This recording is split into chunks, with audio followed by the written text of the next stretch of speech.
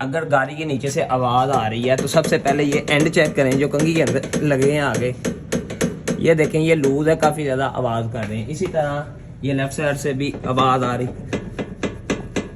ये दोनों लूज हैं। इसके बाद इसके ये जेड लिंक जो है, ये जेड लिंक है इसके, ये भी ख़राब हैं। ये भी अभी हमने खोलने हैं, आपको चेक करवाएंगे नेक्स्ट वीडियो में।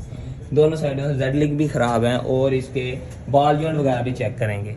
अलशिव auto care EF electrician and car AC, ये कस्टमर हमारे पास इस्लामाबाद से आए हैं। अल्लाह हाफिज़।